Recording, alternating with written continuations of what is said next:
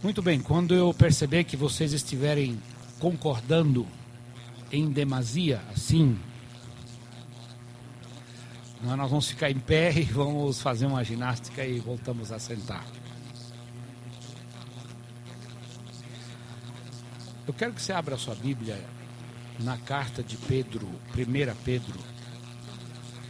E você vai encontrar isso em praticamente todos os apóstolos. Na carta de todos eles. Paulo, Pedro, apóstolo João, na carta de Tiago. Quero dizer uma coisa para vocês. 90% eu não tenho medo de errar. 90% dos escritos dos apóstolos para as igrejas foram recomendações que tem a ver com os relacionamentos na igreja. A carta aos Romanos tem uma boa parte doutrinária de ensino que tenta combater algumas heresias que surgiram nos primeiros anos da igreja. Um grupo dizia que os mortos não vai haver ressurreição. Outro grupo dizia que Jesus Cristo não foi totalmente Deus. Outros diziam que ele não foi totalmente homem. E assim por diante. Há também combate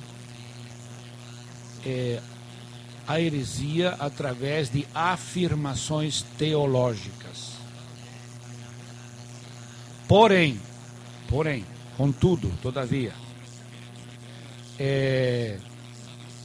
a maioria dos escritos tem a ver com dicas práticas que tem a ver com o relacionamento ou os relacionamentos das pessoas, dos membros do corpo de Cristo. E você vai perceber isso em como eu disse, 90% do que eles escreveram. Se você folhear 1 Pedro, vamos folhear um pouquinho.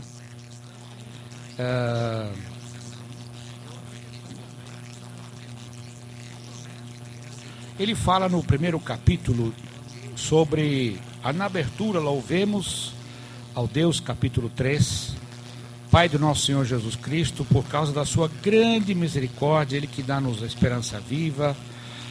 Versículo 5, essas bênçãos são para vocês por meio da fé, vocês são guardados pelo poder de Deus para a salvação, e assim por diante. Versículo 7, essas provações, a igreja estava sendo perseguida, essas provações são para mostrar que a fé que vocês têm é verdadeira, pois até o ouro que pode ser destruído é provado pelo fogo, e assim ele fala das provações. Aí ele fala da vida santa. Aí no versículo 13, portanto, estejam prontos para agir, continuem alertas, ponham toda a sua esperança na bênção que será dada a vocês quando Jesus for revelado. Ele fala do fim. Viva uma vida hoje, sempre com a perspectiva no fim. Versículo 22, ele já começa no relacionamento. Agora que vocês já se purificaram, 22, pela obediência à verdade, e agora que já tem um amor sincero pelos irmãos na fé, tá vendo? Esse amor, para quem é? Para os irmãos na fé, relacionamento. Amem uns aos outros com todas as forças e um coração puro. Pois vocês, pela viva e eterna palavra de Deus, nasceram de novo como filhos de um Pai que é imortal e não de pais mortais. Ele encerra o capítulo 1 com esse chamamento, não é? No capítulo 2, no versículo 5, ele diz: vocês também como pedras vivas, olha só, a comparação que ele faz. Deixem que Deus os use na construção de um templo espiritual, onde vocês servirão como sacerdotes dedicados a Ele, ou a Deus, e isso para que por meio de Jesus Cristo ofereçam sacrifícios que Deus aceite. Olha a analogia que ele faz com o templo de Salomão, que fora destruído no ano 70 depois de Cristo, com a igreja, que agora é o novo templo do Espírito Santo. Vou repetir, 1 Pedro 2, 5. Vocês também, como pedras vivas. Então, meu irmão, você e eu somos pedras vivas, não é pedra morta. E essas paredes contêm pedras mortas. O templo de Davi e Salomão era composto de pedras mortas. Mas agora, nós somos pedras vivas. Não é? Que Deus usa numa construção de um templo espiritual. Opa! Não é mais um templo físico. Não é? De pedras mortas, mas um templo espiritual, uma casa espiritual, um local de habitação de Deus espiritual, somos nós. O pastor Edileu, da Indonésia, escreveu um livro, Edifique a Minha Casa, onde ele faz uma analogia do templo, que era a habitação fixa de Deus, para a igreja do Novo Testamento, que é a casa móvel de Deus, a residência. Deus sempre quis habitar entre os homens. Ele criou o homem para se relacionar com Ele. E nós, como igreja, hoje precisamos ser a casa ou a moradia espiritual de Deus. Ele quer habitar entre nós. Paulo não falou que esse é o segredo que foi revelado, não é? Nem os anjos sabiam, ninguém sabia desse grande, eterno segredo. Cristo em vós, o poder da glória. Esse é o grande segredo. Cristo em vós, poder da sua glória. Fala isso em Colossenses, não é? Fala isso em Filipenses. O grande segredo foi revelado. Nós somos o local de habitação de Deus. A célula é o local onde Deus habita, a presença de Deus. Nós dissemos que a célula é a igreja por causa da presença de Cristo. Não é por causa da presença de um excelente facilitador, líder, ou por causa de um excelente teólogo que vai dirigir a nossa célula, não. Por causa da presença de Cristo. Deus sempre quis um local de habitação. Ele diz, vocês são essa construção de um templo espiritual onde vocês servirão como sacerdotes dedicados a Deus. Irmão, irmã, eu e você somos pedra viva na construção de um templo espiritual onde nós mesmos servimos como sacerdotes. E isso para que por meio de Jesus Cristo ofereçam sacrifícios que Deus aceite. Qual foi o sacrifício que Jesus fez? Ofereceu a sua própria vida. Qual é o meu sacrifício e o seu sacrifício que temos que oferecer a Deus? A nossa própria vida. Ela não é mais nossa, ela pertence a Ele. Nós somos embaixadores do reino do Rei, representantes aqui na terra. E nós temos que apresentar a nossa vida, não é? Apresentai os vossos corpos como sacrifício, diz o apóstolo Paulo, vivo, santo e agradável. Este é o culto verdadeiro. O Almeida traduziu o culto racional, ou seja, o culto básico. A ração é algo básico, não é isso? O culto básico, verdadeiro, é apresentar os nossos corpos. Não vos conformeis com esse mundo, mas transformai-vos pela renovação da vossa mente. E assim conhecerão qual é a perfeita, santa, agradável vontade de Deus. Então, Esse foi o plano de Deus, de nos salvar mediante um sacrifício, nos redimir mediante o sacrifício de Jesus. E o plano de Deus para redimir a raça humana é que aqueles que aceitaram o sacrifício também ofereçam a sua vida em sacrifício. Amém?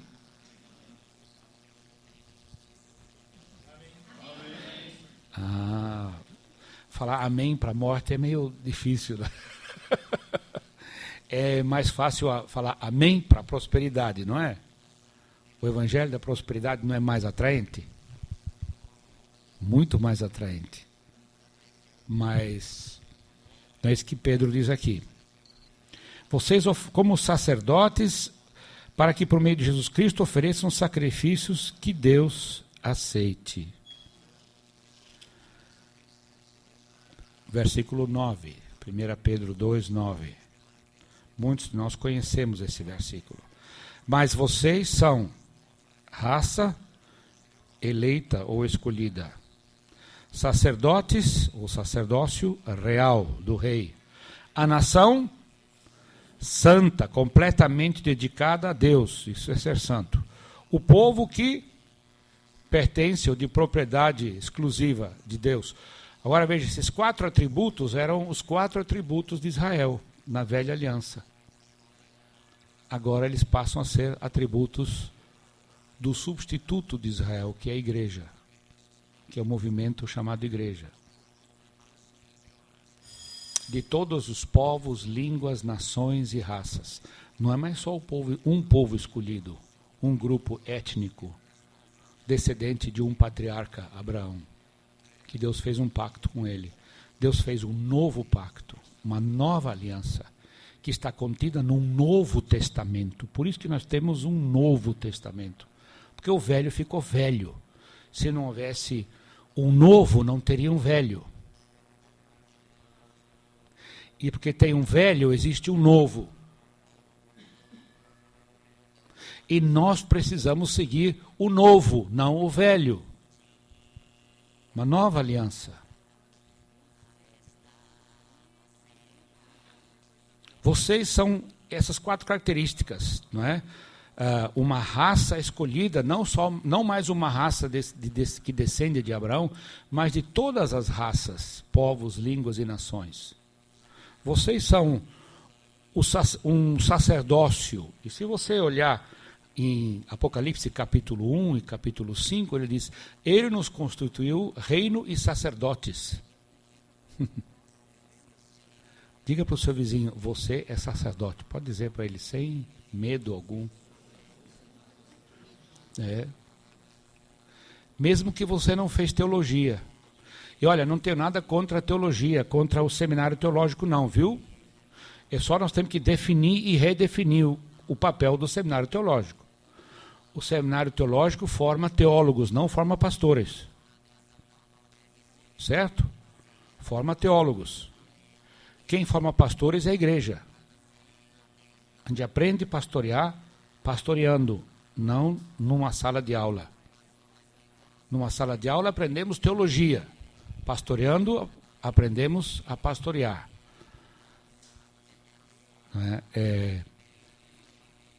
Através do discipulado, fazendo discípulos, andando, não é, com Jesus. Como é que ele fez os discípulos? Como é que ele treinou os seus discípulos? No trabalho.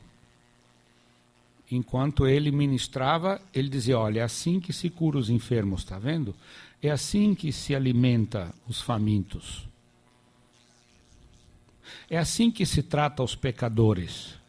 Com respeito, com jeito. Devolva-lhes a dignidade, a sua dignidade, aos rejeitados, aos encarcerados, libertando os cativos, abrindo os olhos aos cegos. Essa é a descrição de tarefa dele. Lucas capítulo 4, lá na sinagoga em Nazaré. Quando ele entra e abre o livro do profeta Isaías, o rolo, não é? E lê Isaías capítulo 61. Ele resumiu tudo isso em uma ordem só. Fazer discípulos. Como? De 3 maneiras. Esse período todo que Jesus dá, a ordem que Jesus dá, é um período composto, um pouco de análise gramatical. É um período composto por subordinação, ou seja, ele é composto de várias ações, de vários verbos que indicam ações. Você sabe que o verbo indica ação, não é? Um período composto por subordinação tem um verbo principal e os outros são subordinados, ou seja, um verbo regente que manda, que está no imperativo aqui nesse texto. E o verbo que está no imperativo, que é uma ordem, é fazer discípulos, não é o ide, não. É façam discípulos, seria a tradução correta. E os 3 verbos subordinados ao verbo principal, que formam as orações subordinadas, ou as ações subordinadas à ação principal, são gerúndios. Qual é a função do gerúndio? É explicar como a ordem do imperativo pode ser executada. Então, repetindo, a oração principal, o verbo principal, é uma ordem que está no imperativo, que é fazer discípulos. E os 3 gerúndios dizem como fazer discípulos: indo, batizando e ensinando a obedecer. Ele começa com o texto, esse período, ele começa com uma afirmação: todo o poder me foi dado no céu e na terra, portanto vão, façam discípulos, indo, batizando e ensinando. E ensinando a obedecer. E eu estou com vocês, termina com uma promessa: estou com vocês todos os dias até o fim de 2014, é isso? Não, até o fim desse éon, ou seja, desse tempo, desta era em que estamos vivendo. Até o final dessa era em que vivemos, desse tempo, antes de surgir o novo céu e a nova terra. Agora, não me perguntem quando vai acontecer, como vai acontecer, porque eu não entro nessa discussão. Tem gente que briga, né? Tem gente que perde a amizade, mas não perde o argumento. Você entendeu? Brigando se isso virá antes da tribulação, durante a tribulação, após a tribulação, antes do milênio, a milênio, não interessa. Do Apocalipse eu só sei 2 coisas. Uma é que Jesus vai voltar e a outra é que eu vou com ele. O resto, como, quando, porque eu deixo para os que gostam de, como dizia uma senhora na nossa igreja, que gostam de discutição. Né? Os que gostam de discutição. Eu sei que ele vai voltar e que eu tenho uma tarefa aqui. Eu sou sacerdote. E qual a tarefa do sacerdote? É representar Deus para as pessoas necessitadas e levar as pessoas necessitadas a Deus. Essa é a tarefa do sacerdote, mais nada. Eu não sou salvador. Eu não sou o rei. O reino tem constituição, o reino tem leis. A constituição do reino são os evangelhos. O resumo da constituição está em Mateus 5, 6 e 7. O nosso rei ensinou como se vive no reino, os valores do reino: paz, justiça, perdão, amor, não é? Os frutos do Espírito são os valores que devemos buscar, não é? Está lá em Gálatas capítulo 5. Tem os frutos da carne também, que devemos evitar, que eles já são colados em nós, já estão em nós, não precisa nem desenvolver.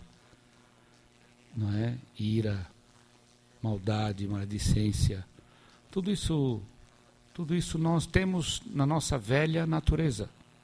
Nós precisamos cultivar a nova natureza.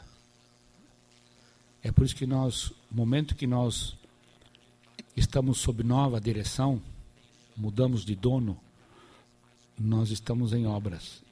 Ele iniciou uma obra em mim, em você, e é fiel para completá-la até o dia de Cristo. Não é? Então nós estamos debaixo dessa fidelidade, sendo trabalhados nesse processo. Não é? Então, a ordem que nós recebemos foi clara, de fazer discípulos. Não foi fazer membros de igreja. Consumidores. Mas sim ajudarmos as pessoas a obedecer a tudo que eu ensinei vocês. Jesus disse. 3 anos de ensino prático. E se você olhar, fica com o dedo aqui em 1 Pedro 2, vamos lá para Mateus. Eu gosto de sempre deixar a Bíblia, o Novo Testamento, falar por si, porque ele é incontestável. Vocês brigam com Jesus, não brigam comigo, tá? Quando vocês não concordarem. Dá uma caminhada rápida comigo em Mateus 5, 6 e 7. Olha aqui, ó. No capítulo 5, ele começa dizendo assim: quando Jesus viu aquela multidão, subiu um monte e sentou-se. Os seus discípulos chegaram perto dele e ele começou a ensiná-los. Esse aqui é uma das poucas aulas, raras aulas que Jesus dá. Não é?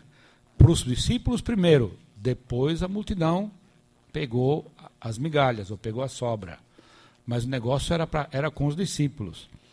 Ele define e redefine felicidade. O Almeida traduziu como bem-aventurado. Não é? A gente chama de bem-aventuranças, mas na verdade o termo simples e mais direto que nós temos hoje é felicidade, ou seja, felizes. Felizes as pessoas que sabem que são espiritualmente pobres, pois o reino do céu é delas. Opa! Contrário dos valores desse mundo de felicidade. Feliz é o rico, é aquele que pode ostentar a sua riqueza, não é, num reino deste mundo ou no seu próprio reino.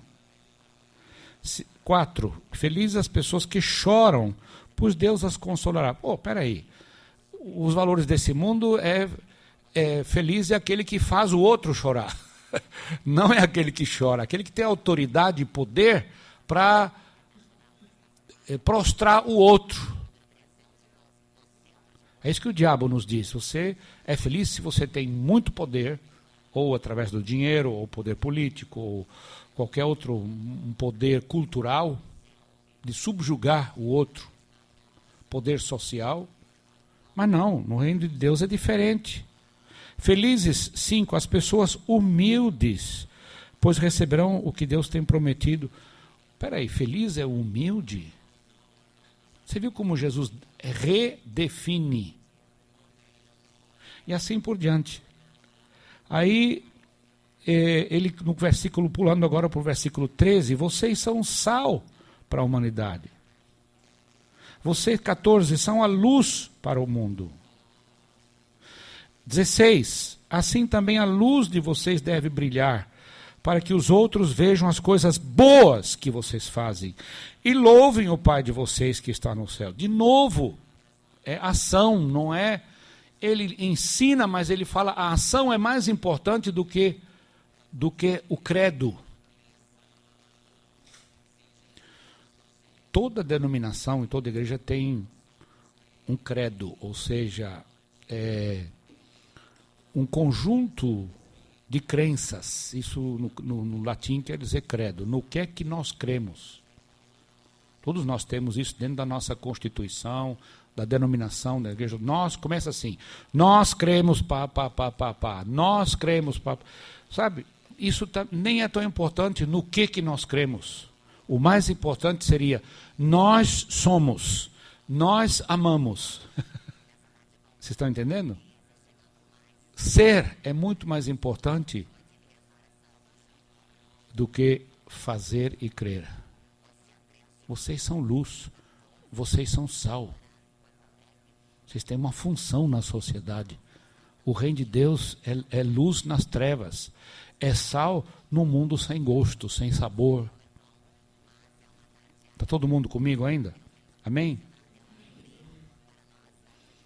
É muito mais do que um conjunto de regras, um conjunto de afirmações teológicas. Tem a ver com um estilo de vida. As pessoas precisam ver as boas obras de vocês. As pessoas precisam ver, não é? É Jesus dizendo. É o que Jesus quer dizer aqui, ó. Vocês são meus representantes. As pessoas têm que me conhecer através de vocês. Se não for através de vocês, ninguém vai vir conhecer. Ninguém vai me conhecer.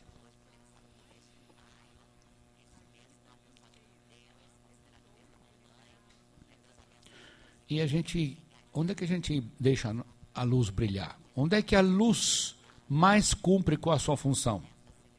O que vocês acham? No escuro. Nas trevas. Quanto mais escuro, quanto maior o breu, tanto mais importante é a luz. Eu viajo quase todo fim de semana. Então eu perco a noção. Quando eu pego no sono, eu não sei mais onde eu estou. Na minha casa é diferente. Eu já sei que eu ponho o pé para fora da cama, não é? Deixa eu ver se eu lembro ainda, porque eu durmo pouco na minha casa. Não é bem assim. Eu sei encontrar a porta do banheiro. Eu já sei, eu vou beirando a minha cama, se eu dou um pouquinho para a esquerda, eu dou direto na porta do banheiro. Aqui está o armário, eu vou com a mão raspando no armário, já acho o banheiro. Mas cada lugar é diferente. Essa noite, ainda bem que eu não precisei achar o banheiro, porque é um labirinto lá na casa do pastor, né? Mas aí o que eu faço? Eu deixo meu celular perto, porque eu aperto a luzinha, o meu celular, só a luz da tela é suficiente. Se eu pego o meu celular aqui, com essa iluminação aqui, aperto aqui, não faz diferença nenhuma. Não faz diferença. Agora à noite, quando eu quero ver que oração, eu aperto essa tela e aquilo. A luz é tão forte que eu aperto ele assim de descosta, como diz o carioca, né? Descostas, e aí eu viro devagarzinho para não clarear demais. Aí eu vejo as horas. Pouquíssima luz é suficiente. Agora, onde é que é a nossa luz? Onde é que nós deixamos a nossa luz brilhar? Dentro das quatro paredes. No domingo de manhã ou domingo à noite. Não é? É muita luz no mesmo lugar. E excesso de luz produz o quê? Cegueira. Você já dirigiu de noite assim numa curva, você vê aquele farol alto assim.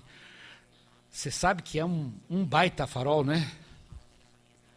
E você fala assim, tomara que ele abaixe a luz antes de virar, acabar de fazer a curva, né? E quando a gente está esperto e acordado à noite, a gente já abaixa o farol da gente antes de encarar o outro. Porque se ele vira a curva e dá aquele farolzão, uns 3 segundos, 4 segundos, você só vê a estrelinha. Não vê mais nada. Aí o que diz a experiência? Mantenha o curso. Não entra em pane, não começa a fazer assim, não. Porque senão você perde o rumo.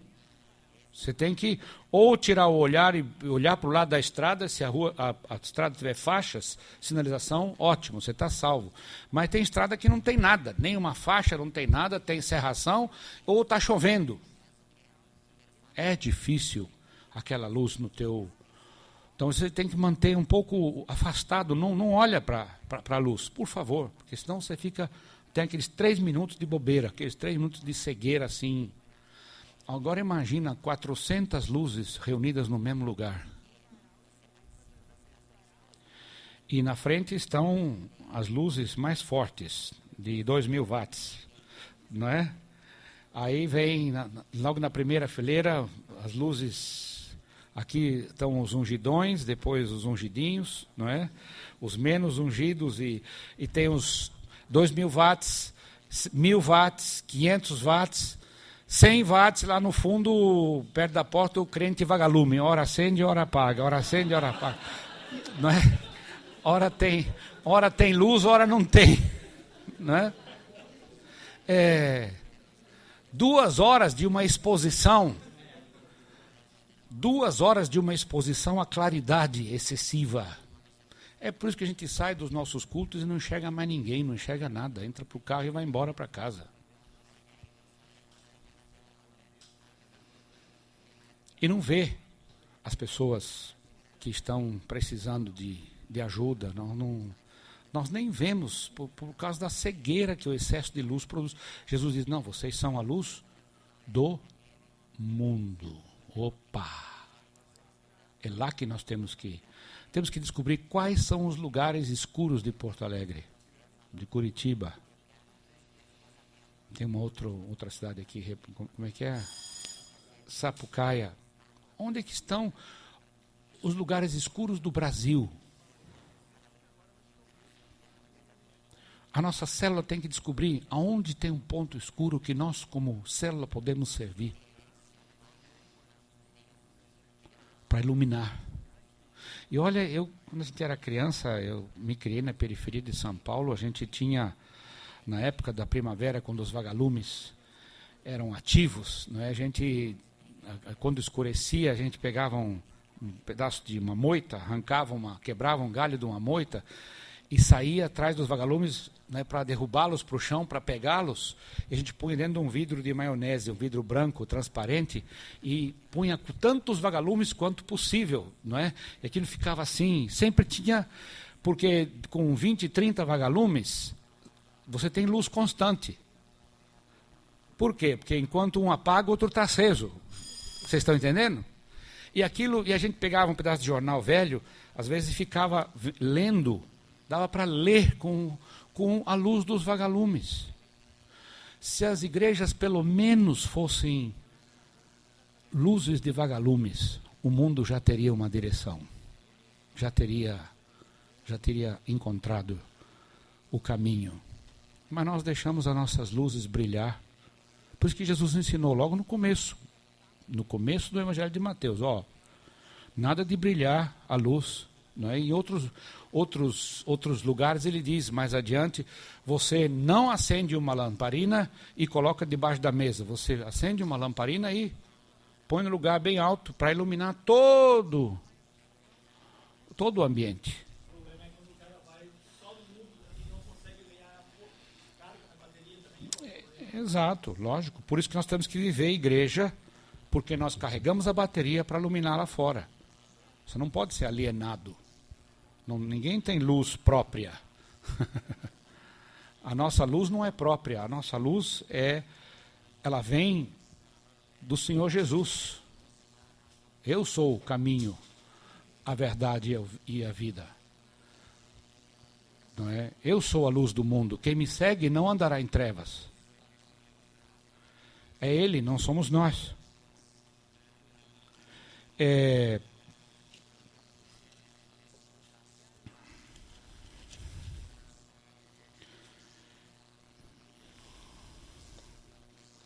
17, não pensem que eu vim para acabar com a lei de Moisés ou com os ensinamentos dos profetas.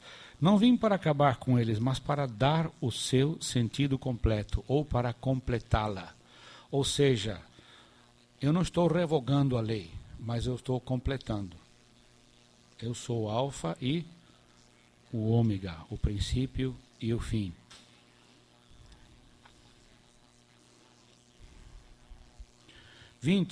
Essa é dura. 5:20. Pois eu afirmo a vocês que só entrarão no reino do céu se forem mais fiéis em fazer a vontade de Deus do que os mestres da lei e os fariseus. Aí eu coloquei no título na minha Bíblia do versículo 21 ao versículo 33. Eu coloquei assim, escrevi no rodapé aqui, antes e depois. Ou seja, Jesus redefine os valores do reino de Deus. Ele diz assim, no 21. Vocês ouviram o que foi dito. No Almeida está assim. Ouvistes que outrora fora dito. Não é? Antes, na lei de Moisés, foi dito aos seus antepassados: não mate. Quem matar será julgado. 22. Mas eu lhes digo, ou seja, na velha aliança era assim, na nova agora é diferente. Eu lhes digo, eu digo para vocês o seguinte, que qualquer um que ficar com raiva do seu irmão será julgado. Ou quem disser ao seu irmão, você não vale nada, será julgado pelo tribunal. E quem chamar o seu irmão de idiota, estará em perigo de ir para o fogo do inferno.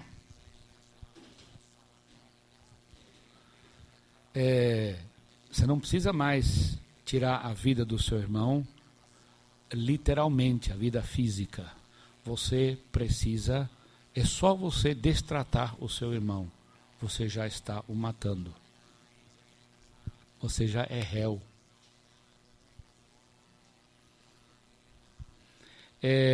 27. Vocês ouviram o que foi dito, não cometa adultério. Mas eu lhes digo, quem olhar para uma mulher e desejar possuí-la, já cometeu adultério no seu coração. Ou seja, você não precisa mais praticar o ato sexual fisicamente. O adultério agora é mental. Depende do seu mundo de fantasias. Se você começar a fantasiar, não é, um ato sexual e for levado pelas tuas fantasias, não é, a fantasiar um ato sexual com essa mulher e com esse homem também, é recíproco, você já adulterou. Vocês estão vendo que no Novo Testamento, na Nova Aliança, é muito diferente da Antiga Aliança. Vale aqui os valores e as intenções, mais do que a observância da lei. No Velho Testamento se observava a lei, os ritos, livre. Aqui não. Aqui você precisa dominar os teus pensamentos. Aqui você precisa decidir a obedecer. Isso que é fazer discípulos, ensinando-os a obedecer. Fazer as decisões corretas. Obediência é uma questão de decisão, não de sentimento.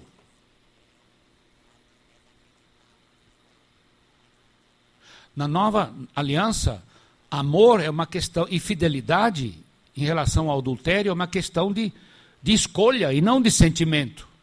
Há 43 anos atrás eu escolhi, não é, a Alzira para ser a minha esposa. Isso não quer dizer que nesses 43 anos não se apresentaram e não conheci outras mulheres, inclusive atraentes e bonitas. Mas eu escolhi e fiz uma aliança e um pacto com ela e acabou. Até que a morte nos separe. Vocês estão entendendo? É uma questão de obediência a um pacto que eu fiz, de prestação de contas. E no corpo de Cristo é assim também. Eu não obedeço quando eu estou com vontade de obedecer. Ah, pastor, hoje eu não posso, hoje eu estou muito cansado, Não. Eu tomo 2 aspirinas e pé na estrada. Vocês estão me entendendo?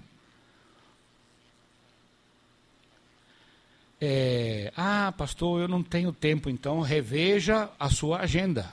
Alguma coisa está errada nas suas prioridades. Porque tempo é questão de prioridades. Todo mundo tem igual 24 horas. Todo mundo. E se eu não tenho tempo para viver o reino de Deus, é porque alguma coisa está errada nas minhas prioridades. Concorda ou sem corda? Concorda? Né? E as prioridades estão embasadas em valores. Quais são os meus valores? Se os meus valores estão corretos, as minhas prioridades, por consequência, também vão estar em ordem.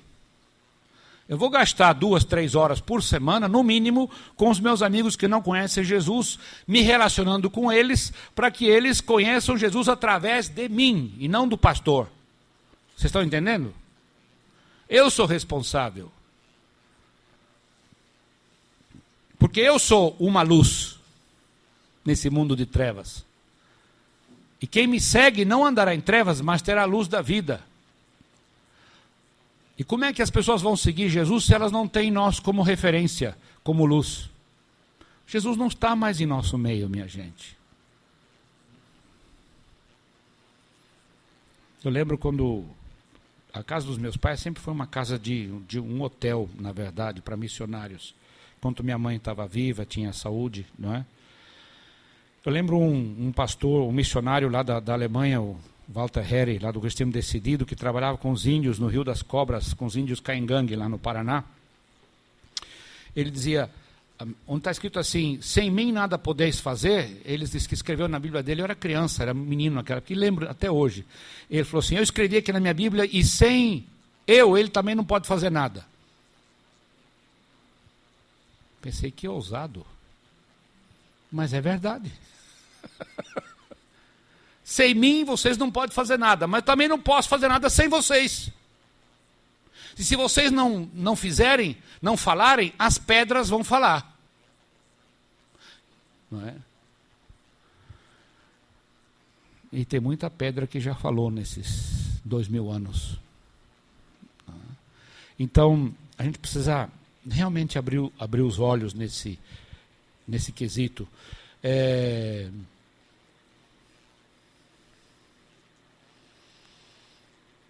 Eu vou pular alguns aqui.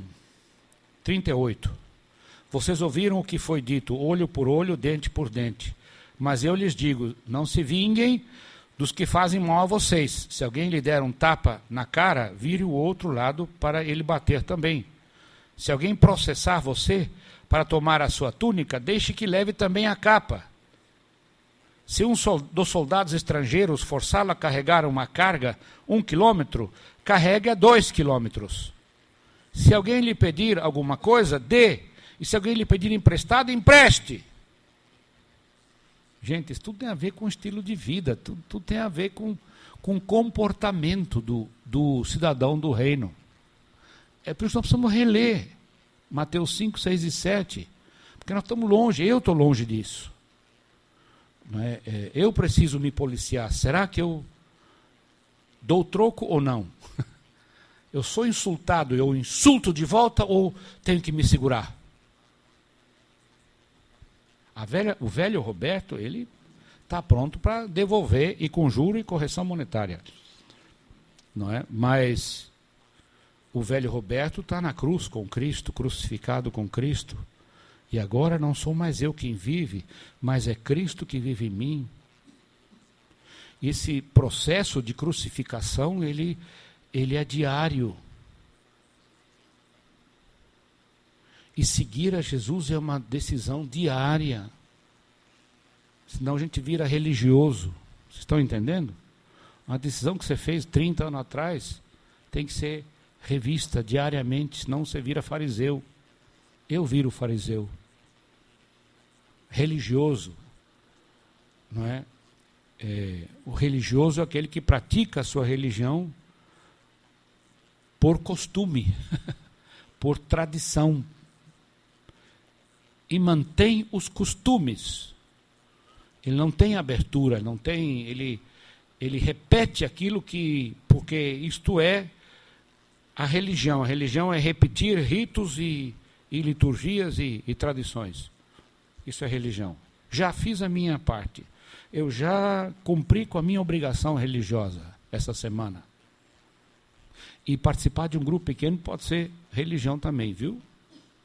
Essa semana eu já fui no grupo, já dei minha oferta, já fui para o culto, agora estou livre. Está livre coisíssima nenhuma. Somos todos escravos do rei. Doulos, no grego. Escravos, cidadãos. Só que agora somos escravos de um rei que nos quer dar vida e abundância. Antes éramos um escravo que era ladrão, que veio para roubar, matar e destruir. Agora o nosso novo dono quer nos dar vida em abundância, ou alegria. Irmãos, a verdadeira alegria consiste em fazer a vontade de Deus na nossa vida, não é a nossa vontade. Esse é o processo de transformação, não é?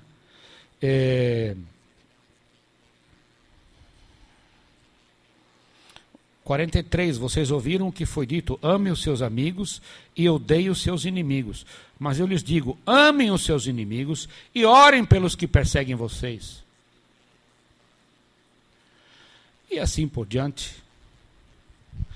47, se vocês falam somente com os seus amigos, o que é que estão fazendo demais?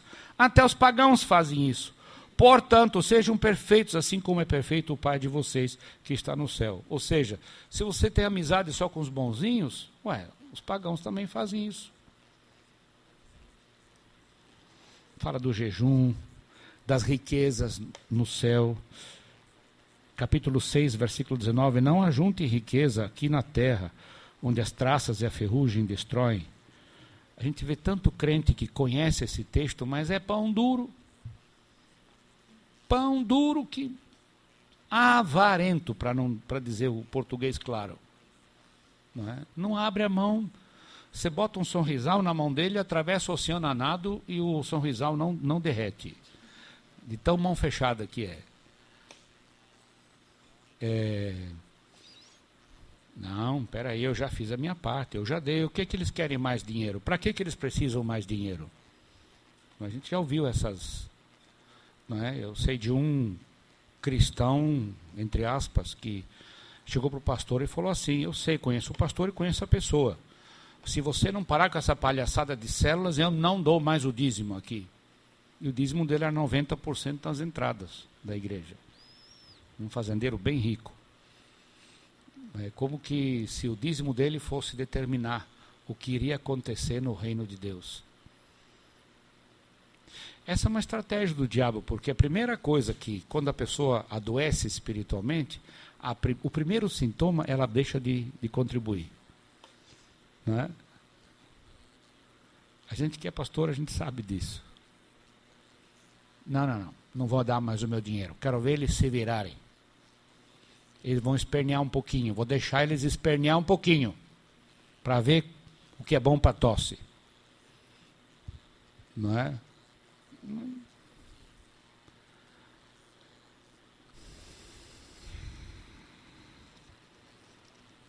Ajunte riqueza no céu. A riquezas, continuando de riqueza, ele diz, não se preocupem, com o que vocês vão vestir e que vocês precisam para viver, com a roupa, versículo 25, capítulo 6, para viver com a roupa que precisam para se vestir. Afinal, será que a vida não é mais importante do que a comida? Será que o corpo não é mais importante do que as roupas? Veja os passarinhos, a gente conhece isso também, não é? Mas a gente fica o tempo todo, realmente tem gente que perde o sono quando perde um bom negócio. Prefere perder uma amizade, mas não perde um bom negócio. 27. Nenhum de vocês pode encumpridar a sua vida por mais que se preocupe. A preocupação não ajuda em nada. 28. E porque vocês se preocupam com roupas, vejam como crescem as flores do campo, elas não trabalham, etc, etc. 31. Portanto, quando eles que têm portanto, contudo, todavia, vem resumo do que ele foi dito. Portanto, não fiquem preocupados, perguntando, onde é que vamos arranjar comida? Onde é que vamos arranjar bebida? Onde é que vamos arranjar roupas? Pois os pagãos é que estão sempre procurando essas coisas. O Pai de vocês que está no céu sabe que vocês precisam de tudo isso. 33. Portanto, e esse versículo é muito conhecido, ponham em primeiro lugar na sua vida o quê? O reino de Deus. Opa! Todo mundo sabe e todos nós falhamos na prática disso aqui. Primeiro lugar o reino de Deus e a sua justiça, ou aquilo que Deus quer. E Ele lhes dará todas estas coisas. Tudo será acrescentado. Mas, em primeiro lugar, o reino de Deus. Pastor, não tenho tempo para... É o materialismo que faz que a gente não tenha tempo. Não tenho tempo para o treinamento, eu não tenho tempo para dirigir uma célula, eu não tenho tempo para me envolver nesse projeto, porque eu tenho tanta coisa para fazer. Pois é, você está vivendo o reino da terra, não está vivendo os valores do reino de Deus. Dá um jeito na tua agenda. Passa a tua agenda por um crivo. dos valores do reino. Você vai ver quantas horas vão sobrar para investir no reino. De quem? De Deus, não do nosso reino. A teoria da evolução contribui para isso também. A sobrevivência do mais fraco, do mais forte. Não é? A eliminação do mais fraco. A competição. Ela instila uma competição onde sobrevive o mais forte. Sobrevive quem tem mais e tem mais poder. Eu não posso perder. Imagine se eu perder. Aí Jesus diz, espera aí, você vai ganhar o mundo inteiro e vai perder a sua alma? Você é louco. É isso que Jesus diz, você é louco. Não perca a sua família, não perca os seus filhos, não perca o reino de Deus por causa do trabalho, por causa da riqueza, por causa de acúmulo. Ah, mas eu preciso ganhar tanto dinheiro, senão eu não consigo manter o nível de vida. E quem disse que você precisa ter esse nível de vida? Quem disse que esse é o padrão ideal? São os valores do reino ou os valores dessa terra, desse mundo? Ah, mas pastor, quem que vai pagar as contas no fim do mês? Lógico, ninguém vai deitar numa rede, tomar água de coco o dia inteiro e deixar que, né, como o Barão de Münchhausen, naquele livro infantil, onde ele deita e os frangos fritos voam direto para a boca dele e ele mastiga, não precisa trabalhar, não precisa fazer nada. Não é? Não é isso que a gente está falando, não é preguiça, não é a falta de trabalho, mas uma vida em que os valores estão em ordem para que o reino de Deus não sofra, para que você tenha tempo para investir com seus amigos pecadores, tempo para ter comunhão com eles, conversar com eles, tomar um café com eles, convidar eles para a tua casa para uma refeição, você ir na casa deles. Quando você for fazer férias, convida um amigo desse para ir com você de férias. Eu não tenho nada contra quando crentes constroem uma casa num condomínio onde só tem crentes. Não tenho nada contra. No entanto, que eles levem os pecadores para passar um tempo nessa chácara, você entendeu? Para estar junto com os... Vocês entenderam o que eu quero dizer? Não é? Casa na praia é excelente. Se você tiver a oportunidade de ter uma casa na praia, é uma ferramenta evangelística, precisa ser colocada à disposição do reino de Deus. Você tem uma chácara, aleluia por isso, mas leva os teus amigos pecadores para essa chácara. Não leva só crente não, que é só problema, como diz o povo. Não é? Muito crente junto por metro quadrado é um problema sério.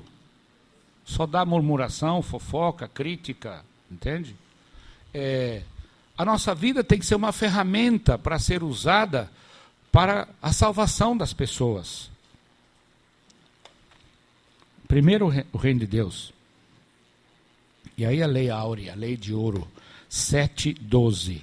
Façam aos outros o que querem que eles façam a vocês, pois isso é o que querem dizer a lei de Moisés e os ensinamentos dos profetas.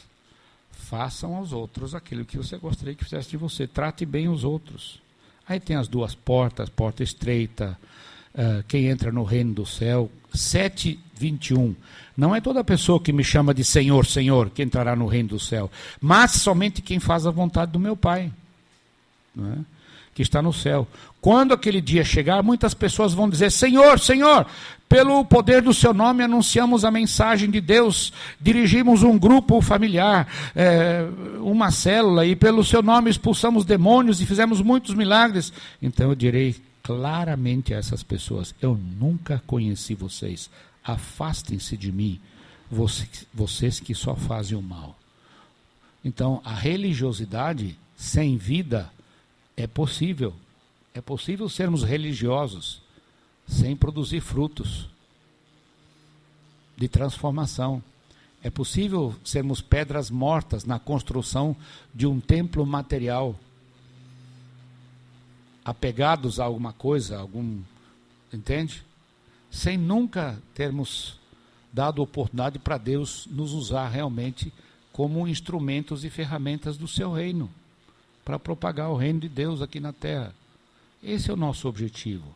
Nós já temos um rei, esse rei nos deu a Constituição, e Mateus 5, 6 e 7, que nós estamos lendo aqui, é um resumo da Constituição do reino. E olha, esse rei é o único rei da história que deu a sua vida para salvar os seus súditos. Todos os outros reis da história usaram a vida dos súditos para proteger a sua vida. O nosso rei foi diferente. Ele foi para a cruz para que eu e você tivéssemos vida. E vida em abundância. Amém? Estamos terminando. E ele termina no versículo 24 de 7.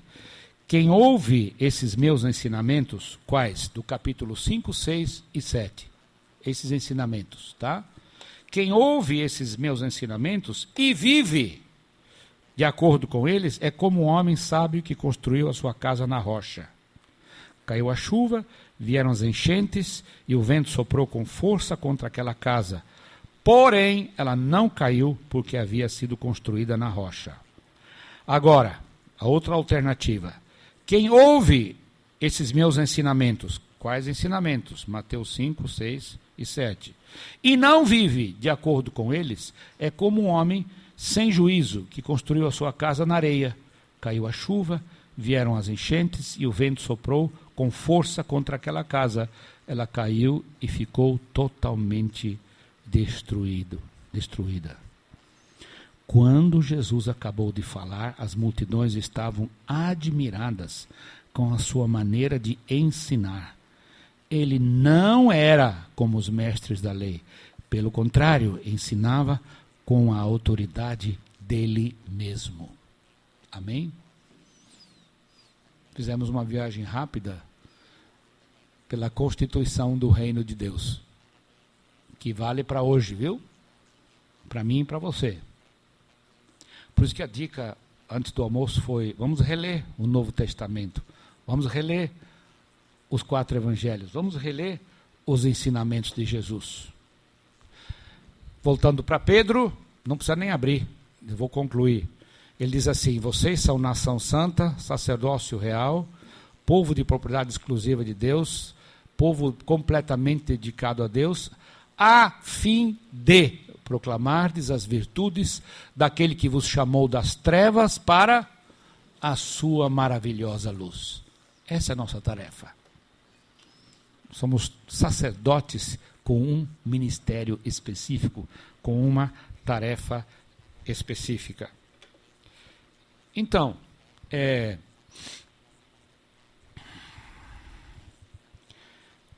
a comunidade holística de Cristo, que é a célula. O que é o termo holístico? Termo holístico é um termo usado na filosofia, na psicologia, na teologia, na sociologia. Tem a ver com totalidade, completo.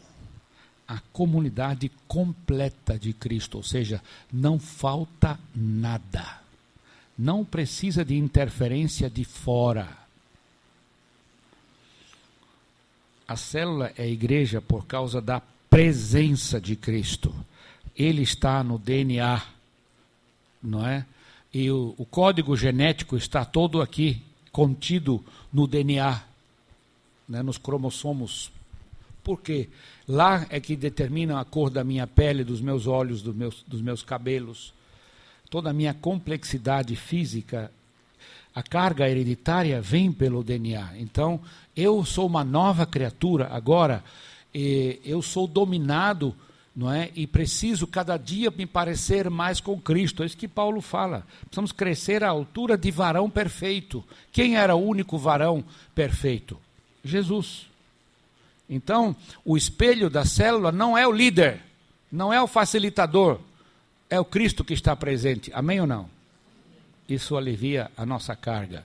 Então, a presença do Senhor, quando Ele está presente, toda a plenitude do Pai, Filho e Espírito Santo estão presentes. E a comunidade não precisa ser formada, porque Ele já está presente e ele garante vida em comunidade. Por meio da cruz, por meio da morte. O pecado que nos separava foi removido. O obstáculo para viver comunidade foi removido. A luz que outrora apagada, agora brilha e cada dia brilha mais. Não é? Por quê? Porque o véu foi rasgado. Não tem mais coisa que nos separam. O véu que separava, não é? Então já não separa mais a luz que outrora apagada. Então o véu do templo foi rasgado de cima a embaixo, porque é obra de Deus, não é obra de nenhum homem.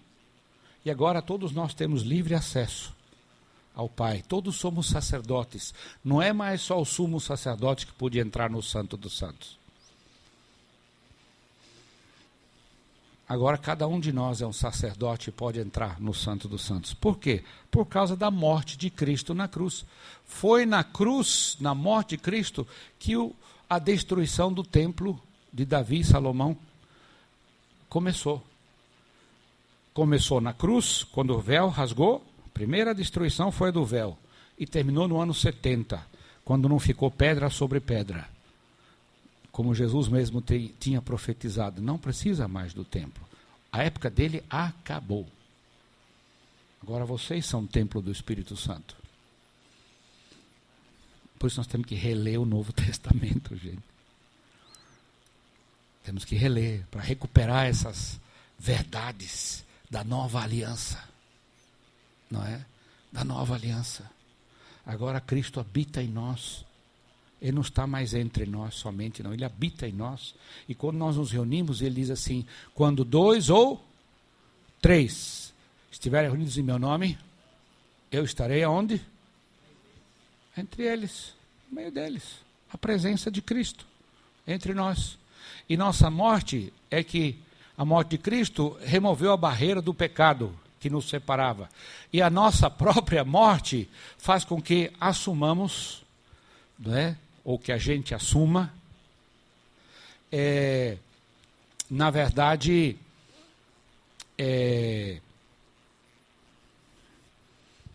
a figura, a encarnação. Hoje nós vivemos encarnação, não da mesma forma que Cristo viveu encarnação, porque Deus se encarnou, se fez homem. Mas hoje nós vivemos a encarnação de Cristo. Nós não somos pequenos cristos, não. Vocês estão entendendo? Mas nós somos os pés de Cristo, os olhos de Cristo, as mãos de Cristo. Os olhos de Cristo. Quando Jesus viu a multidão e ele viu o seu coração se encheu de misericórdia, porque ele viu que eles estavam aflitos e abandonados, como ovelhas sem pastor. E ele disse para os discípulos, olha aí, ó, veja como a colheita é grande e poucos são os trabalhadores. Peçam ao dono da plantação que mande mais trabalhadores. Quem são os trabalhadores da colheita? É cada um de nós. Não são só pastores que fizeram teologia e foram ordenados. Cada um de nós é um trabalhador na colheita. E quando ele diz, peçam ao dono da plantação para mandar mais trabalhadores, ele quis dizer o quê? De onde virão esses trabalhadores? Ele vai mandar de onde? Do mundo. Pessoas que nós vamos ganhar do mundo e transformar a colheita em colheitadeiras. Essa é a nossa tarefa. Não ganhá-los e sentá-los nos bancos das igrejas. Não. Ganhá-los e investirmos neles e prepararmos e fazermos a colheita juntos. O que é fazer discípulos? É caminhar com o crente novo para que ele aprenda a obedecer assim como eu obedeço. Agora, se eu não sou obediente a Deus, melhor não fazer discípulo. Porque eu vou produzir mais um desobediente. Vocês estão entendendo? Por isso que o discipulado é tão sadio. Ah, mas pastor, eu não sei fazer. Você sabe sim.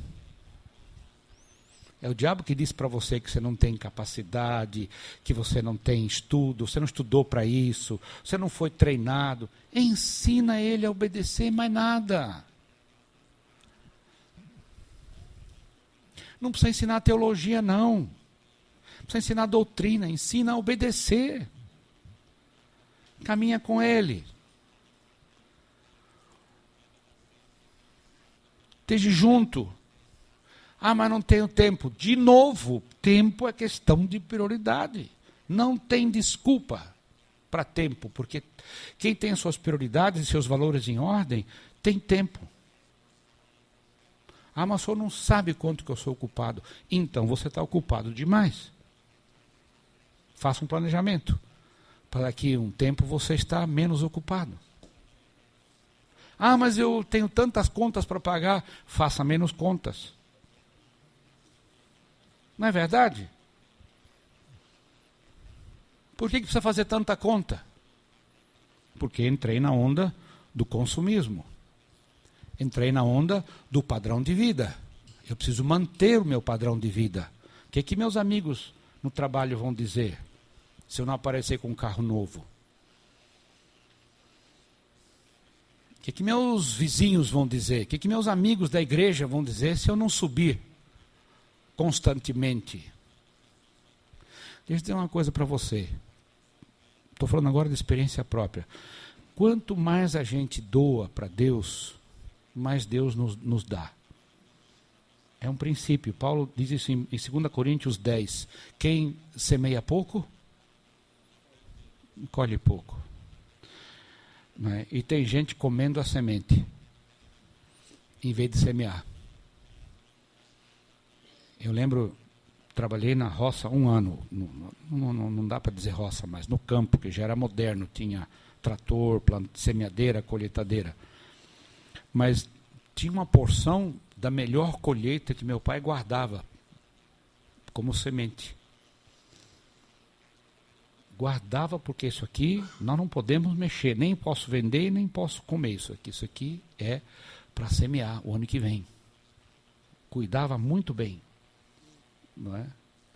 Tem muito crente que come a semente, aí depois fica faltando, né? E vira escravo do dinheiro, vira escravo das contas para pagar. É uma questão de organização, é uma questão de administração, na verdade, dos valores do reino de Deus. O reino de Deus é prático, gente, não é teórico, teológico, é prático.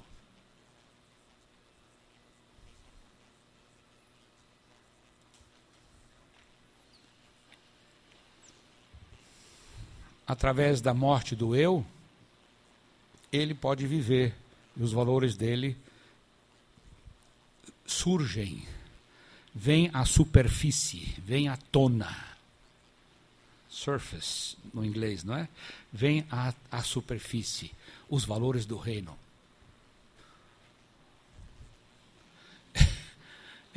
O sistema de força, nós falamos que é a oração, dissemos que a oração tem nome, tem endereço, tem, não é? Vocês lembram? E os dons do Espírito Santo são ferramentas para a edificação do corpo e a palavra de Deus, não é? Isto aqui tem muito poder, minha gente. Não é? Quando usamos a palavra, o poder de Deus é liberado. Amém ou não? Quer liberar o poder de Deus? Começa a usar a palavra. Não é isso que Paulo fala, instruí-vos uns aos outros com salmos e hinos e cânticos espirituais? A palavra, ela é como uma espada que corta dos dois lados. Ela penetra. Não tem como ela não fulminar. A pessoa pode não aceitar, mas que ela tem poder, tem. A pessoa vai ter que tomar uma decisão, aceitar ou rejeitar. E essa decisão não é não é da sua conta, não é a sua responsabilidade, a decisão do outro. A minha e a sua responsabilidade é viver a palavra. E usar a palavra. Conhecer a palavra. Na prática. E agora a membrana. A membrana, ela engloba toda a célula, que são as funções, o propósito da célula. Presença, olha aqui ó, na tela, presença, poder e propósito. Por isso que a célula é a igreja, porque por causa da presença de Jesus, o poder dele é manifesto e o seu propósito é cumprido. Amém? Quais são? A santificação. Santificação sem vida em comunidade produz santo do paoco, como diz o povo. Ou seja, sem conteúdo. Santo do paoco, sem conteúdo, é fariseu. Fariseu. Você quer desenvolver uma justiça própria, um farisaísmo? Viva isolado, sem prestar contas a um grupo. Viva a tua própria vida. Viva a vida de um crente avulso. Não existe crente avulso no Novo Testamento. Só existe membros ligados ao corpo. Não tem crente avulso. Santidade, ela só é válida quando ela é acompanhada de humildade. Santidade sem humildade é farisaísmo. E a humildade só é possível quando eu presto contas. Alzira e eu temos um relacionamento de 43 anos, onde nós prestamos contas um ao outro. Não importa se eu estou a uma quadra da minha casa, um quarteirão da minha casa, ou estou do outro lado do planeta, 180 graus, na Ásia, por exemplo. O pacto, a prestação de contas é o mesmo. É o mesmo. Eu preciso viver o meu compromisso, não é? De uma maneira em que eu presto contas. Esta mão, ela não está separada desta mão. As duas funcionam para servir ao corpo, debaixo do comando da cabeça. Quem é a cabeça da igreja, do corpo? É Cristo, não é? Então, eu preciso entender isso, eu preciso viver esse relacionamento de santidade. Evangelismo acontece no corpo. Deus amou o mundo de tal maneira que enviou o seu Filho, que teve um corpo encarnacional. Não é internacional, não tá? É encarnacional. Ou seja, Deus se fez homem e nós temos que viver o Cristo encarnado em nós. É revelação encarnacional. Ou seja, como célula, como corpo, como membros do corpo de Cristo, nós somos a luz do mundo, nós somos o sal da terra. E não tem maneira mais eficiente de evangelizar através de relacionamentos do corpo. Quer ver uma coisa? Quem são as pessoas no corpo de Cristo, na igreja, que mais ganham pessoas para Jesus? Ou em que período o crente mais ganha pessoas para Jesus ou é mais produtivo? O recém-convertido. O recém-convertido, ele tem uma experiência tão profunda, ele fica tão alegre, ele fala aleluia na hora errada, fala glória a Deus, não é? Na hora errada, às vezes, incomoda o crente velho, porque o crente velho olha assim e fala, isso é fogo de palha. Logo, logo ele fica normal. Logo, logo ele se acalma. Logo, logo, pastor Dion Robert, da Igreja Batista na Costa do Marfim, é a maior igreja da África, não é? Hoje ele está com mais ou menos 10.500 células. Ele diz assim, que quando o crente novo se converte, ele diz assim, separa ele do crente velho. Não deixa ele ser contaminado pelo crente velho, não. Separa ele. Porque o crente velho vai fazer uma esterectomia nele. Arranca o útero dele, ele vai ser estéril. Nunca mais vai produzir um filho. Conserva ele longe do crente velho. Por quê? Porque quanto mais tempo de fé a gente tem, menos amizade com pessoas do mundo a gente tem, não é verdade? Mais a gente se envolve com as coisas da igreja. Se chama programa ou não chama, não interessa. São coisas que nós chamamos de ministério, inclusive. Não é? Mais a gente se envolve com as coisas da igreja e mais a gente se afasta dos pecadores. E a nossa capacidade evangelística é diretamente proporcional ao nosso relacionamento com pessoas que não conhecem Jesus. Não é verdade? Quem tem mais possibilidades de ganhar alguém para Jesus? Aquele que tem amigos que não conhecem Jesus ou aquele que não tem nenhum que não conhece Jesus? Precisa ser muito inteligente para ter uma conclusão? Não precisa nem... Até com certa jumentice a gente chega a uma conclusão sábia. Aí, não é? Por isso o crente novo tem muito mais potencial evangelístico.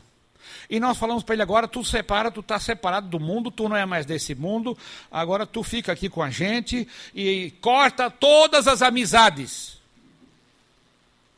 Com isso nós praticamos uma esterectomia nele. Ele não mais vai produzir frutos. Porque a nossa eclesiologia está errada.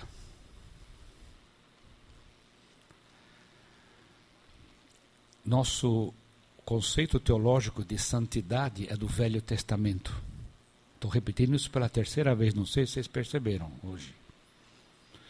Qual é o conceito pela terceira vez de santidade do Velho Testamento e qual é do Novo Testamento? No Velho Testamento, para você ser santo, você precisa se afastar dos pecadores para não ser contaminado pelos seus pecados.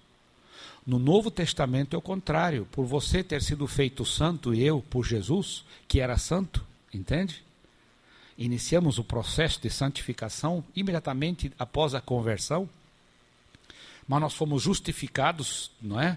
Declarados justos, santos, pecados perdoados. Isto não é um processo, é um evento, fruto de uma decisão consciente, não é? Nós precisamos estar entre os pecadores para quê?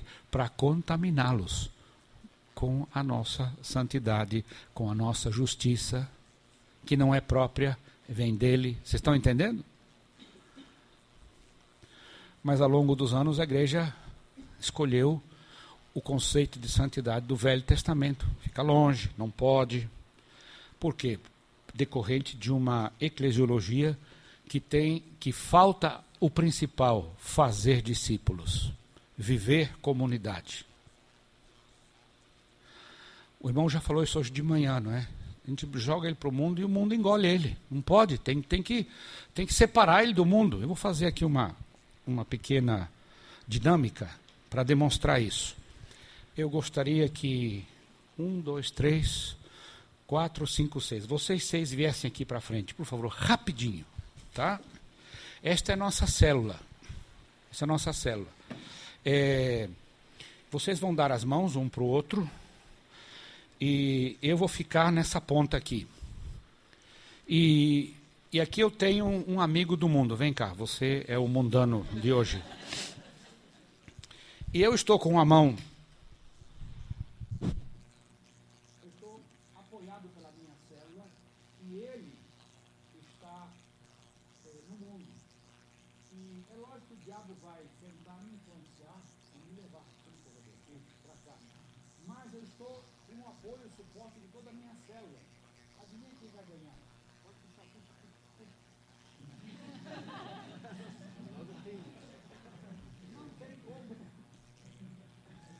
Não tem como. Já vem para cá, fica para cá. E juntos nós vamos pegar outro pecador. Vem cá, pecador. Não. Vocês estão entendendo? Porque nós estamos unidos, nós somos o corpo de Cristo e somos membros uns dos outros e vivemos comunidade. Eu estou blindado, na verdade, vou usar um termo meio esdrúxulo aí, não é? Político. Eu estou blindado pelos meus amigos que são membros do corpo de Cristo ao qual eu pertenço. E junto nós vamos para a pescaria. Junto nós vamos invadir as portas do inferno. Vocês estão entendendo? Isso é evangelismo no Novo Testamento. Não é campanha, não é treinamento para falar as palavras corretas. Quem faz isso é testemunho de Jeová. É treinar para falar as palavras corretas. E muitas vezes a gente tem visto isso na igreja. Quem faz parte do departamento de evangelismo? Veja só. Nem 0,5% dos membros. Porque, pastor, não é minha praia. Pastor, evangelismo não é. Eu não sei discutir. Desde quando o evangelismo é discutição, como diz a irmã lá na nossa igreja? Não é. Não é brigar por Jesus. Você não precisa defender Jesus, ele sabe se defender. Não é discutir, não é convencer no argumento, muito menos no tapa. Mas é vida em comunidade. Quando as pessoas veem o corpo de Cristo em ação, em funcionamento, elas dizem, é isso que eu quero.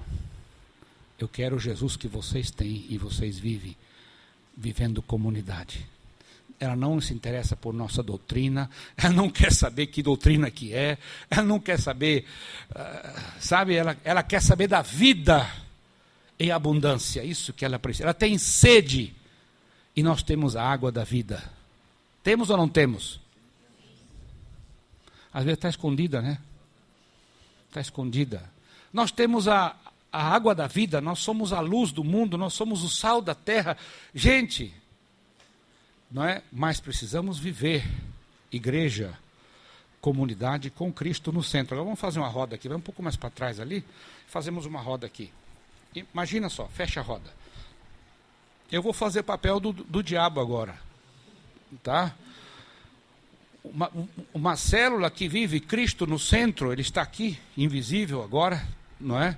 Mas ele está aqui, ele é o nosso rei, ele está dirigindo a vida da célula, o diabo vem e quer penetrar nesse grupo, olha aí. Não tem como, olha aqui, ó. Não tem como, não tem como, não tem, está blindado. O inimigo não tem como atacar, não tem como devorar alguém aqui, porque nós estamos unidos, não é? E quando eu quero entrar, agora um grupo desunido, solta as mãos, um fica virado um pouco para cá, outro vira um pouco para lá, outro tem outro, cada um tem um objetivo. Olha o que o inimigo faz, ó, trânsito livre, ó. Vocês estão entendendo? Trânsito livre. Ele mexe com esse, dá um tapa nessa, dá uma rasteira nessa aqui, não é? Puxa o tapete desse. Somos vulneráveis. Agora, dê as mãos de novo. Olha aqui o inimigo aqui, ó.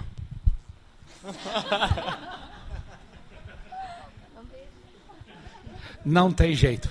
Uma salva de palmas para os meus atores aqui.